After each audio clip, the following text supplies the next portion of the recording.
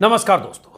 2017 में जब यूपी की सत्ता पर पहली बार योगी आदित्यनाथ काबिज हुए थे तो तमाम बड़े बड़े दावों के साथ एक बड़ा दावा यह भी किया गया था, यूपी को 3 महीने के भीतर यानी 15 जून 2017 तक गड्ढा मुक्त बनाने का। 2017 बीता, 2018 बीता, 2019 बीता, 2020 बीता, 2021 बीता और 2022 का चुनाव भी हो गया। दोबारा जबरदस्त बहुमत के साथ योगी फिर सत्ता में आ गए। दूसरी बार ताजपोशी के भी करीब 6 महीने हो गए, यूपी गड्ढा मुक्त नहीं हो पाया। कुछ दिन पहले फिर योगी आदित्यनाथ ने यूपी को गड्ढा मुक्त करने की नई समय सीमा तय कर दी है। योगी ने 15 नवंबर तक यूपी को गड्ढा मुक्त करने का दावा किया है। वैसे अब 15 नवंबर में गिनकर 34 दिन बाकी हैं। जो काम 5.5 सालों में नहीं हो पाया वो अगले 34 दिनों में कैसे हो जाएगा, ये देखने की बात होगी। इस बीच वादों के आसमान में एक बहुत बड़ी पतंग और उड़ा दी गई है। 2 साल में यूपी की सड़कों को अमेरिका जैसी बना देने का वादा। हालांकि यह वादा और दावा केंद्रीय सड़क परिवहन मंत्री नितिन गडकरी की तरफ से किया गया है। वैसे मैं नितिन गडकरी को कई मंत्रियों से बेहतर मानता हूं, फिर भी यह दावा जमीन पर उतर पाएगा इसकी संभावना कम नजर आती है, क्योंकि नितिन गडकरी ने 2024 के अंत तक अमेरिका जैसी सड़क बनाने का दावा किया है यूपी में। उस यूपी में जहां जिले जिले से ऐसी तस्वीरें आती रहती हैं, टूटी सड़कें, सड़कों पर गड्ढे, गड्ढों में उलटती गाड़ियां, पलटती सवारियां, हादसों का शिकार होते लोग। यह यूपी की सबसे ताजा तस्वीर है, कल की, आज सुबह से वायरल है। यूपी के सीतापुर के 20वां ब्लॉक का यह वीडियो है। 40-50 सेकंड के इस वीडियो को गौर से देखिए। 2 वीडियो है, सड़क के दोनों तरफ खड़े लोगों ने रिकॉर्ड किया है। पहला वीडियो देखिए, स्क्रीन पर देख पा रहे होंगे। जिले के डीएम और एसपी की गाड़ियों का काफिला जा रहा है। सड़क पूरी तरह से टूटी हुई है, जगह जगह गड्ढे बने हैं, पानी से गड्ढे भरे हुए हैं। वीआईपी गाड़ियां, वीवीआईपी गाड़ियां, जो भी कहें, जिले के अधिकारियों की गाड़ियां दाएं बाएं होकर गड्ढे से बचती हुई गुजर जाती है। तभी सवारियां लेकर वीआईपी गाड़ियों के बीच से गुजर रहा ई रिक्शा पलट जाता है। लोग बचाने दौड़ते हैं।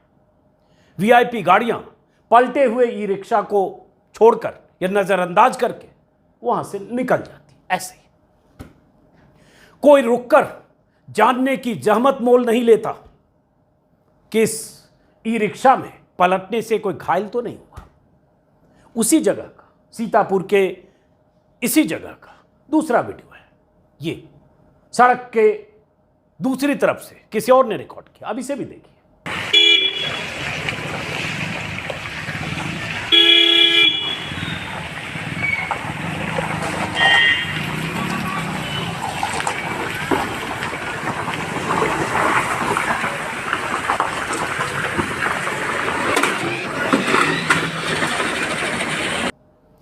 दोनों वीडियो को देखकर 2 बातें साफ है। एक, सड़क की हालत, दूसरी अधिकारियों की संवेदनहीनता। उनके सामने एक ई रिक्शा पलट जाता है और बड़ी बड़ी गाड़ियों में बैठकर वहां से गुजर रहे सीतापुर के डीएम और एसपी साहब इतना भी कष्ट नहीं उठाते कि 2 मिनट के लिए लोगों का हाल जान लें। क्या समझ लें कि सड़क का यह हाल क्यों है? वो ई रिक्शा जो उन्हें साइड देने के चक्कर में पलटा है, उसमें कोई घायल तो नहीं हुआ। वहां से गुजर रहे डीएम का नाम है अनुज सिंह और एसपी का नाम है सुशील चंद्र भान। दोनों का काफिला बाढ़ प्रभावित इलाकों का दौरा करके ही लौट रहा था। उनकी गाड़ियों को साइड देने के चक्कर में ई रिक्शा का पहिया गड्ढे में गया और पलट गया। साहब लोग चुपचाप चलते बने। तो यह हाल है यूपी की सड़क का और अधिकारियों का। मैंने आज सुबह यह वीडियो पहली बार सीतापुर के एक स्थानीय रिपोर्टर रोहित त्रिपाठी के ट्विटर हैंडल पर देखा। मेरी जिज्ञासा हुई कि जानूं कि आज वहां क्या हाल है और यह सड़क वहां कब से टूटी है। मेरे आग्रह पर रोहित त्रिपाठी आज वहां दोबारा गए। तब जो तस्वीर दिखी वो ये है, कुछ देर पहले की। सड़क में गड्ढे हैं या गड्ढे में सड़क है, आप खुद तय कर लीजिए। सड़क में इतने गड्ढे हैं कि ट्रक का पूरा पहिया पानी में धंसा हुआ है, देख पा रहे होंगे। गाड़ियां फंसी हैं। वहां से गुजरने वाले लोगों को इस बात का डर बना रहता है कि पता नहीं कब सावधानी हटी और गाड़ी पलटी। हालांकि कल की घटना का वीडियो वायरल होने के बाद प्रशासन की तरफ से वहां कुछ कंक्रीट गिराया जा रहा है, ऐसा रोहित त्रिपाठी ने मुझे बताया, ताकि गड्ढे भरे जा सके। संवाददाता रोहित त्रिपाठी ने वहां के प्रधान से भी बात की और कुछ लोगों से भी बात की, पता तो चले कि लोग क्या कर रहे हैं। सुनिए क्या कहा उन लोगों ने। रोड़ा पड़ रहा है, रोड़ा पड़ने से मसला हल नहीं होगा जब तक कि जल निकासी की समस्या दोनों तरफ नाले बन जाए, जिससे कि जल समस्या ये रोड की खत्म हो जाएगी तो ये दिक्कत खत्म हो जाएगी। अच्छा, ये जो कल जिस तरह से हादसा हुआ, इससे पहले भी इस तरह से हादसे होते रहते हैं। जब गड्ढा है, इतना सा गड्ढा होता है, कमर बराबर गड्ढा हो गया था, तो गाड़ियां तो पता नहीं कैसे निकालते हैं। हादसे तो बाल बाल बचे ने, कई लोग खत्म भी हो जाते हैं। अच्छा, मतलब पहले लोग चोटिल भी हो चुके हैं। हाँ बिल्कुल हो जाते हैं। अच्छा, जो कल यहाँ पर क्या कोई ऑटो पलट गया था? ऑटो पलट गया था। उस समय यहाँ से कौन निकल रहा था? डीएम साहब और अधिकारी काफ़ी अधिकारी थे।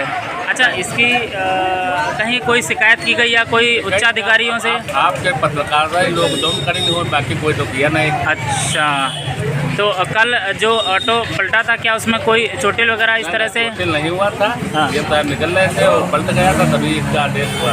अच्छा, ये जो कार्य चल रहा है, ये कब कितनी देर पहले से चलना शुरू हुआ? ये 2 घंटे पहले से। 2 घंटे से पहले चलना शुरू हुआ।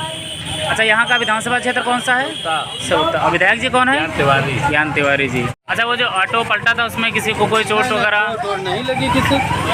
क्या ये इस तरह से हादसे पहले भी होते रहते हैं? यहाँ मतलब बहुत बड़ा गड्ढा था। अच्छा, ये यहाँ ये कब से कार्य चल रहा है? ये अभी हो गए 2-2.5 घंटे। 2-2.5 घंटे से।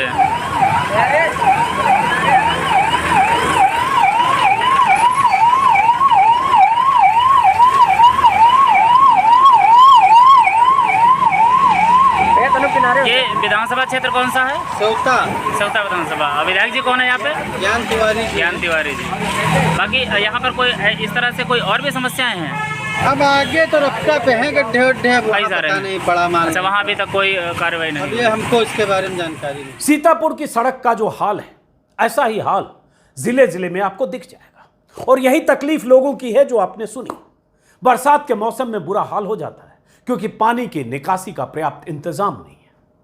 ऐसी ही एक तस्वीर कुछ सप्ताह पहले बलिया से आई थी, जब एक आदमी सड़क के किनारे खड़े होकर अपनी तकलीफ बयां कर रहा था, तभी पीछे गुजर रहा एक ई रिक्शा पलट गया। ऐसे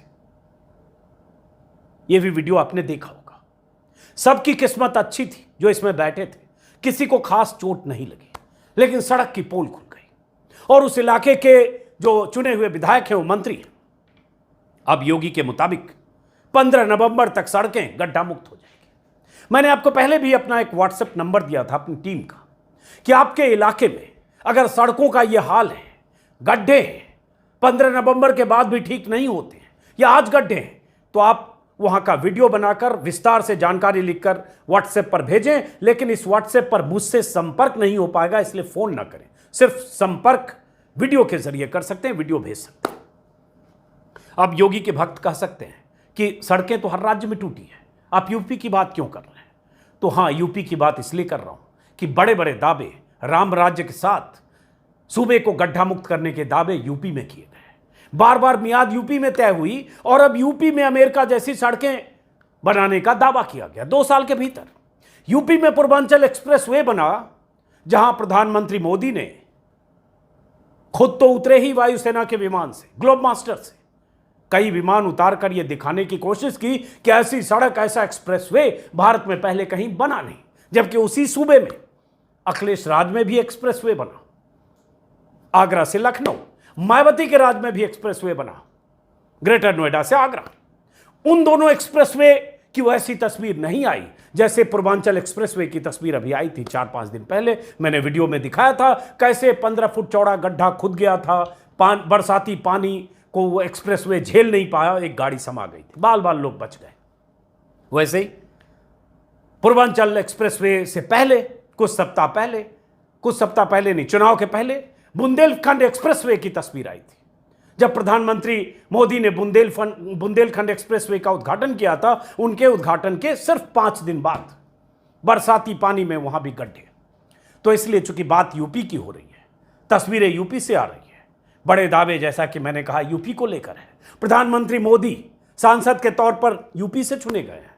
योगी का राम राज्य चूंकि यूपी में है, तो इसलिए बात आज यूपी की। बाकी राज्यों में भी बुरा हाल है, मैं भी जानता हूं, आप भी जानते हैं। अब बात ये कि सड़कें बलिया में हो, बनारस में हो, सीतापुर में हो, गोरखपुर में हो, किसी और शहर में हो, अभी यूपी चुनाव के दौरान कई जिलों में मैं भी घूमा, कई जगह सड़कों का ये हाल है। और मैंने पिछले वीडियो में सिर्फ व्हाट्सएप नंबर दिया, बहुत सारे लोगों ने अपने अपने इलाके की सड़कों का वीडियो भी मुझे भेजा। कोशिश करूंगा अगले कुछ दिन में ऐसे वीडियो को दिखाकर आपकी अपील, आपकी समस्या सरकार तक पहुंचाऊं।